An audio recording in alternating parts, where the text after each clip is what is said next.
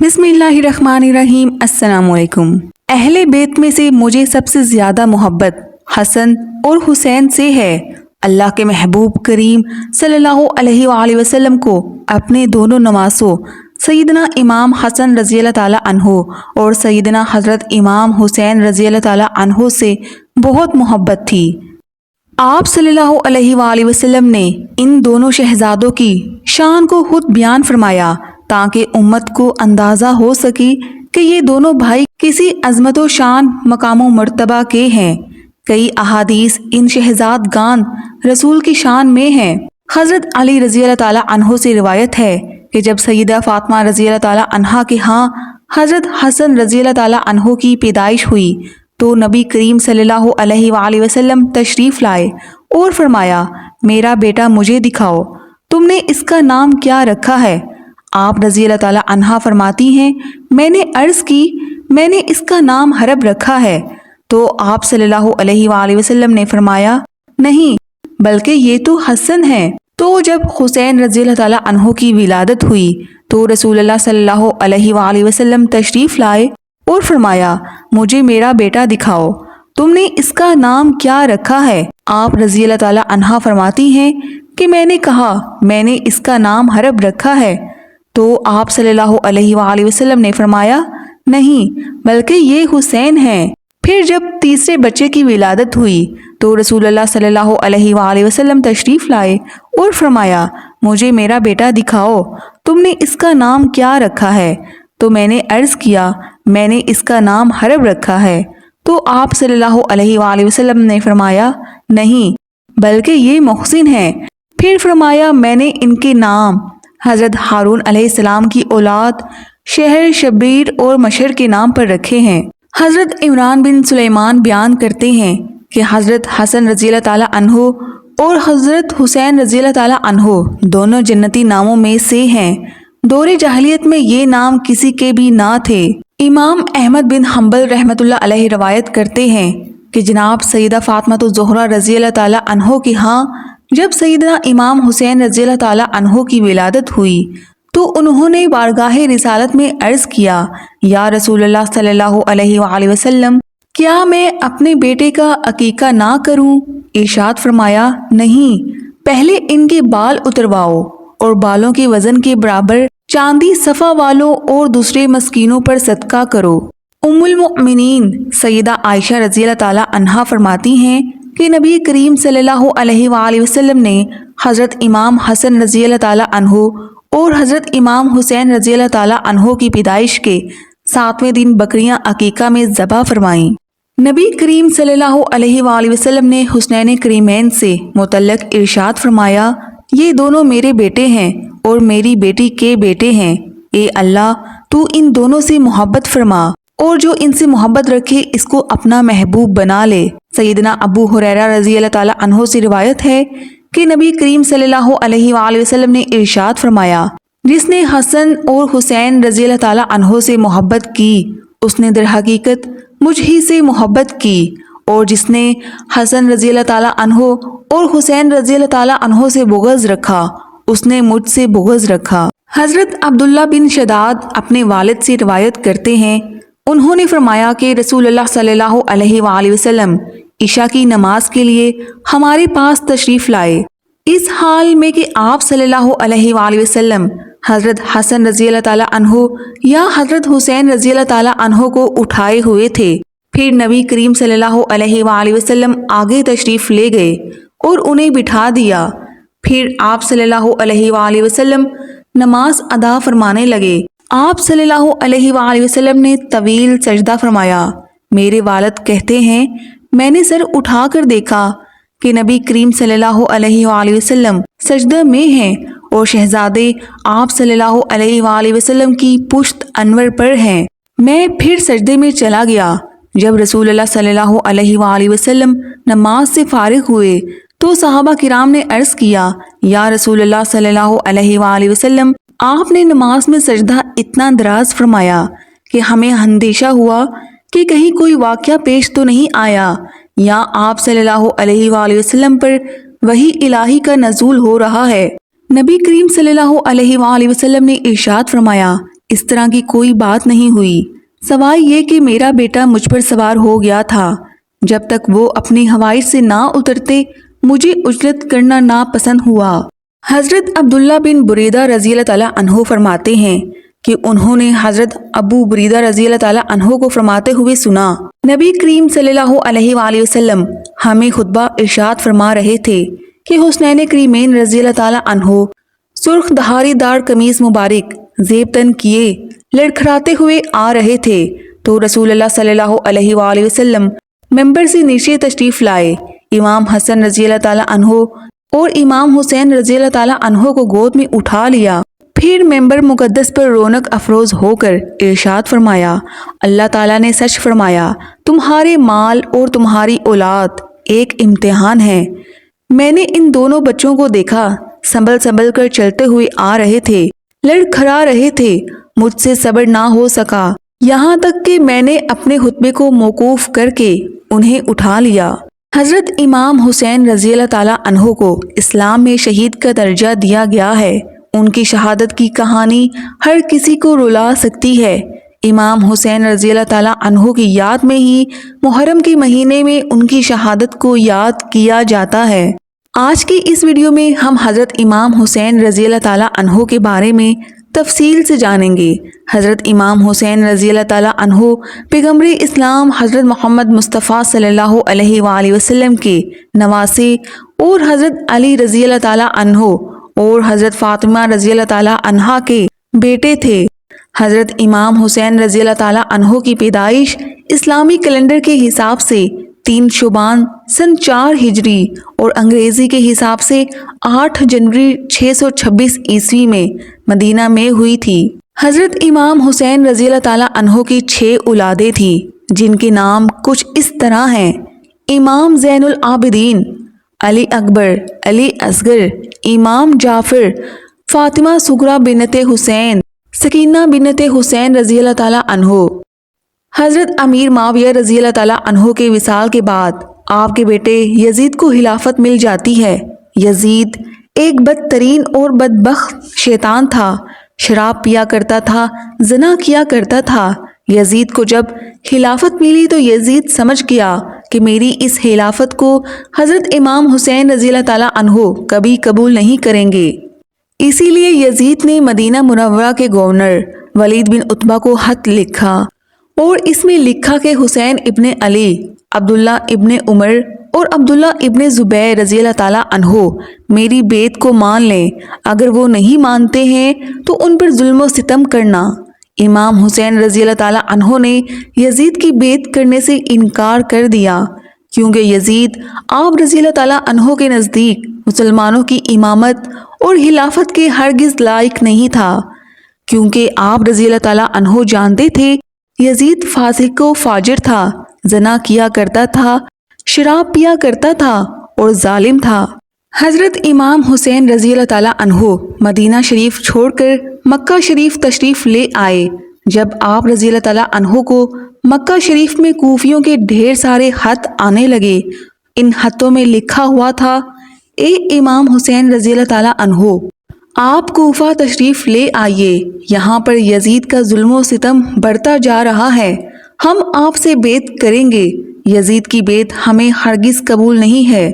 آپ رضی اللہ تعالیٰ عنہ نے حالات کو سمجھنے کے لیے اپنے بھائی مسلم بن عقیل رضی اللہ تعالیٰ عنہ کو یہ کہہ کر کوفہ شہر بھیجا کہ جا کر وہاں کے حالات معلوم کرو کہ وہاں کے حالات کیسے ہیں۔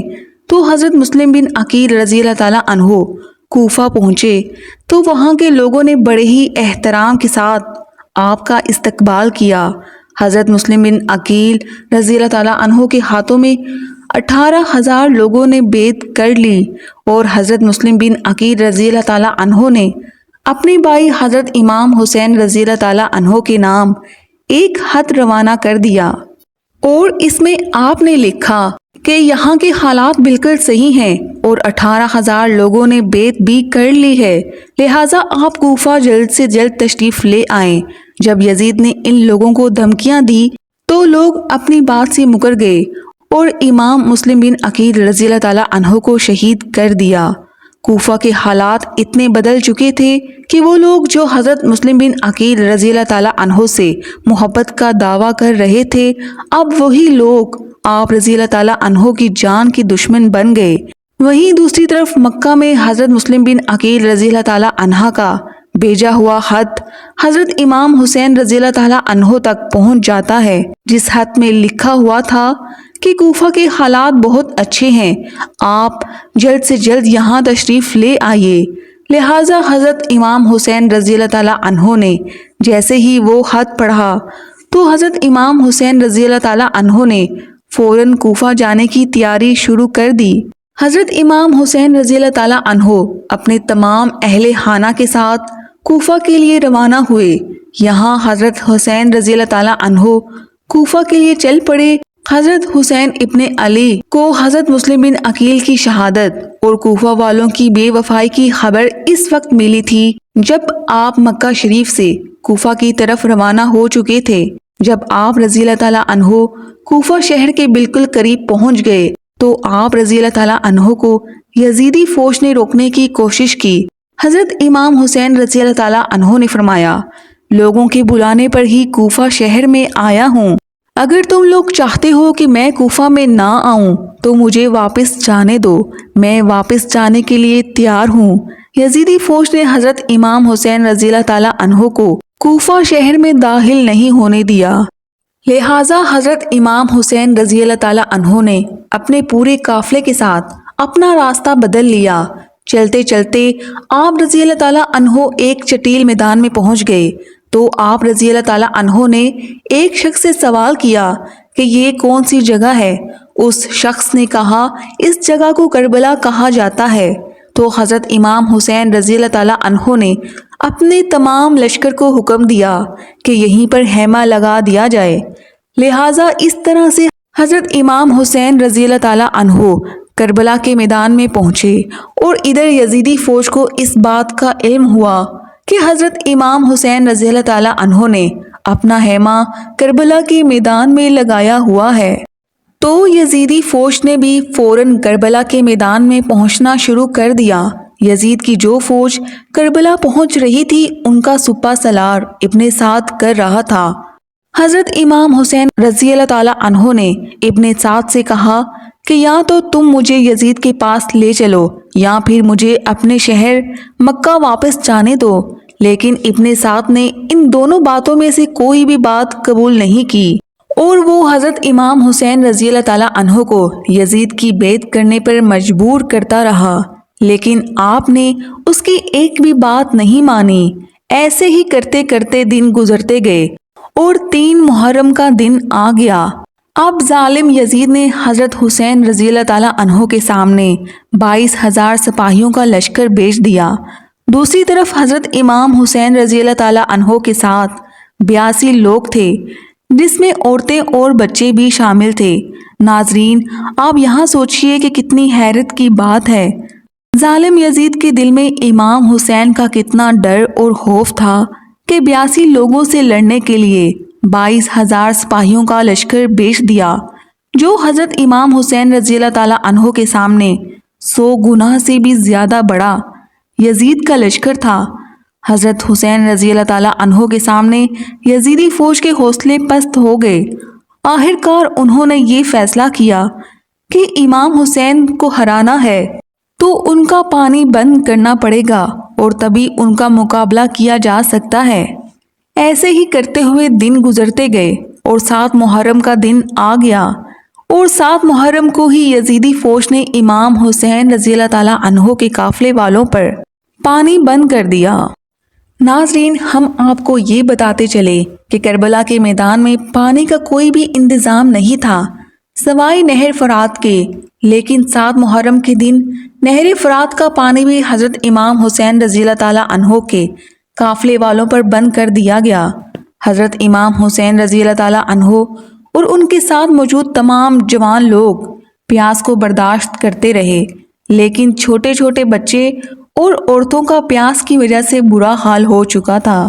ظالم فوج یزید امام حسین رضی اللہ تعالیٰ عنہ کے گھر والے اور تمام ساتھیوں کو گھیرے ہوئے تھے۔ انہوں نے یہ طے کیا کہ اب 9 محرم کے دن امام حسین کو قتل کر دیا جائے۔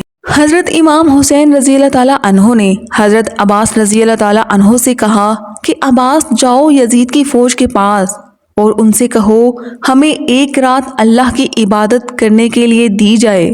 جب حضرت عباس رضی اللہ تعالیٰ عنہ نے ایک رات کی مہلت کے لیے کہا تو انہوں نے آپ کی بات مان لی۔ جب تک 9 محرم کی تاریخ آئی تب تک امام حسین رضی اللہ تعالیٰ عنہ کو یہ یقین ہو چکا تھا کہ یزید کی فوج کا مقصد صرف اور صرف اب مجھے شہید کرنا ہے، اس کے علاوہ یزید کچھ بھی کرنے کے لیے تیار نہیں ہے۔ اسی لیے حضرت امام حسین رضی اللہ تعالیٰ عنہ نے 9 محرم کی رات میں اپنے تمام خیمے والوں کو ایک جگہ پر اکٹھا کیا اور آپ نے کہا کہ یہ بات تو طے ہو چکی ہے کہ یہاں پر موجود سبھی لوگ 2 دنوں کے اندر شہید کیے جائیں گے، اسی لیے یہاں موجود آپ میں سے جو بھی واپس لوٹنا چاہتا ہے وہ لوٹ سکتا ہے۔ حضرت امام حسین رضی اللہ تعالیٰ عنہ نے فوراً خیمے میں جل رہے تمام دیوں کو بجھوا دیا، یعنی ان دیوں کو بند کر دیا اور اندھیرا کروا دیا تاکہ جو بھی جانا چاہے وہ بلا جھجک چلا جائے۔ تھوڑی دیر کے بعد جب دیوں کو دوبارہ جلا دیا گیا تو سارے کے سارے لوگ بیٹھے آنسو بہا رہے تھے، یعنی کوئی بھی حضرت حسین رضی اللہ تعالیٰ عنہ کو اکیلا چھوڑ کر جانے پر تیار نہیں۔ ناظرین، آخرکار 10 محرم کا دن آیا اور حضرت امام حسین رضی اللہ تعالیٰ عنہ اور یزید کی فوج کے بیچ جنگ ہونا شروع ہو گئی۔ جہاں ایک طرف یزید کی ایک بڑی فوج تھی تو وہیں دوسری طرف امام حسین رضی اللہ تعالیٰ عنہ کے ساتھ صرف 72 لوگ تھے۔ اتنے میں فوج یزید کا حملہ شروع ہو جاتا ہے اور ہر شہید شہادت کا جام خوشی سے پیتا گیا۔ کبھی قاسم شہید ہوتے تو کبھی علی اکبر شہید ہوتے تو کبھی اون محمد شہید ہوتے۔ 3 دن کے پیاسے امام حسین کے گھر والے اور تمام لوگ یزیدی فوج سے جنگ کرتے رہے اور ایک ایک کر کے شہید ہوتے گئے۔ حضرت عباس علمدار سے حضرت امام حسین رضی اللہ تعالیٰ عنہ کے 6 مہینے کے بیٹے علی اصغر کی پیاس نہیں دیکھی گئی۔ آپ رضی اللہ تعالیٰ عنہ نے ایک مشکیزہ لیا اور گھوڑے پر سوار ہو کر نہر فرات کے کنارے پہنچ گئے اور آپ رضی اللہ تعالیٰ عنہ نے ایک مشکیزہ بھر لیا، لیکن جب آپ پانی لے کر واپس لوٹنے لگے تو یزیدی فوج نے آپ کے اوپر لگاتار تیر برسانا شروع کر دیے۔ حضرت عباس جب تک حضرت امام حسین رضی اللہ تعالیٰ عنہ کے خیمے تک پہنچ پاتے تب تک یزیدی فوج نے لگاتار تیر چلا کر حضرت عباس علمدار کو شہید کر دیا تھا۔ اس طرح حضرت عباس علمدار شہید ہو گئے اور اسی طرح ایک ایک کر کے تمام اہل بیت کے نوجوان شہید ہو گئے اور ہاشمی شیر شہادت کا جام پی لیتے۔ دھیرے دھیرے کر کے جب حضرت امام حسین رضی اللہ تعالیٰ عنہ کے سبھی لوگ شہید ہو گئے تو اس کے بعد حضرت امام حسین رضی اللہ تعالیٰ عنہ نے خود میدان میں تلوار لے کر نکلنے کا فیصلہ کیا۔ امام حسین رضی اللہ تعالیٰ عنہ اپنی تلوار سے کافی لمبے وقت تک یزیدی فوج کا اکیلے مقابلہ کرتے رہے۔ حضرت امام حسین رضی اللہ تعالیٰ عنہ کے تنہا ہونے کے باوجود بھی آپ کے مقابلے میں کوئی بھی نہیں آنا چاہتا تھا، اور اس کی صرف ایک ہی وجہ تھی کہ آپ حضرت علی رضی اللہ تعالیٰ عنہ کے بیٹے تھے۔ یزیدی فوج کو یہ یقین ہو گیا تھا کہ ہم کسی بھی طرح سے علی کے بیٹے کا مقابلہ نہیں کر سکتے، اسی لیے یزیدی فوج کے کمانڈر نے اپنے تمام فوجیوں کو امام حسین کے اوپر ایک ساتھ حملہ کرنے کا حکم دیا۔ پھر تمام یزیدی فوج کے سپاہی حضرت امام حسین رضی اللہ تعالیٰ عنہ پر ایک ساتھ مل کر حملہ کر رہے تھے، لیکن اس کے باوجود بھی حضرت حسین رضی اللہ تعالیٰ عنہ لگاتار یہ ثابت کر رہے تھے کہ باطل چاہے تعداد میں کتنا بھی زیادہ ہو لیکن وہ حق اور سچ کے مقابلے میں بالکل بھی ٹک نہیں سکتا۔ جب حسینیت اور یزیدیت کے بیچ سب سے خطرناک جنگ چل رہی تھی کہ اسی بیچ میں اچانک سے نماز عصر کا وقت ہو گیا۔ حضرت امام حسین رضی اللہ تعالیٰ عنہ نے ایسے مشکل وقت میں ایسی زخمی حالت میں بھی عصر کی نماز پڑھنے کا ارادہ کیا، جبکہ چاروں طرف سے حملہ لگاتار ہو رہا تھا۔ تو حضرت امام حسین رضی اللہ تعالیٰ عنہ نے جیسے ہی نماز پڑھنا شروع کیا اور یزیدی فوج کو وہ موقع مل گیا جس کا وہ لوگ ایک لمبے وقت سے انتظار کر رہے تھے، یعنی جیسے ہی حضرت امام حسین رضی اللہ تعالیٰ عنہ سجدے میں گئے تو شمر جل جوشن نے آپ کی گردن پر تلوار چلا کر آپ کے سر کو جسم سے جدا کر دیا۔ حضرت امام حسین رضی اللہ تعالیٰ عنہ کی شہادت کے بعد آپ کے سر مبارک کو نیزے پر رکھ کر پورے کوفہ میں گھمایا تھا۔ آپ رضی اللہ تعالیٰ عنہ کے سر مبارک کو گلی گلی میں گھما کر جلوس نکالا گیا تھا۔ کربلا کی اس جنگ میں حضرت امام حسین رضی اللہ تعالیٰ عنہ کے گھر والوں میں سے صرف آپ کی ایک اولاد ہی بچی تھی جن کا نام حضرت زین العابدین تھا۔ اس کے علاوہ حضرت امام حسین رضی اللہ تعالیٰ عنہ کے تمام عورتوں کو قیدی بنا کر کوفہ شہر لایا گیا تھا۔ بھلے ہی اس دن حضرت حسین رضی اللہ تعالیٰ عنہ کو شہید کر دیا گیا تھا، لیکن آج بھی حضرت امام حسین رضی اللہ تعالیٰ عنہ پوری دنیا میں قیامت تک کے لیے زندہ ہیں۔ اور یزید ڈوب گیا شام کے اندھیروں میں، حسین چمک اٹھے دنیا میں روشنی کی طرح۔ حضرت امام حسین رضی اللہ تعالیٰ عنہ نے اسلام کے لیے اپنے آپ کو اور اپنوں کو قربان کر دیا، اور ہمیں یہ سبق ملتا ہے کہ کسی بھی حالت میں نماز نہیں چھوڑنا چاہیے۔ حضرت امام حسین رضی اللہ تعالیٰ عنہ نواسہ رسول صلی اللہ تعالیٰ علیہ وآلہ وسلم اگر اللہ تعالیٰ سے دعا مانگتے، اللہ تعالیٰ کربلا کے میدان میں فرشتوں کو بھیج دیتا۔ اگر امام حسین اللہ تعالیٰ سے پانی مانگتے تو اللہ تعالیٰ بارش برسا دیتا، لیکن حضرت امام حسین رضی اللہ تعالیٰ عنہ نواسہ رسول صلی اللہ علیہ وآلہ وسلم نے اللہ تعالیٰ کو راضی کرنے کے لیے اپنا سر سجدے میں کٹا دیا اور اللہ تعالیٰ کو راضی کر لیا۔ حضرت حسن رضی اللہ تعالیٰ عنہ آخری لمحہ حیات تک اپنے جد بزرگوار کے جوار میں خاموشی و سکون کی زندگی بسر کرتے رہے۔ 50 ہجری میں کسی نے آپ کو زہر دے دیا، قلب و جگر کے ٹکڑے کٹ کٹ کر گرنے لگے۔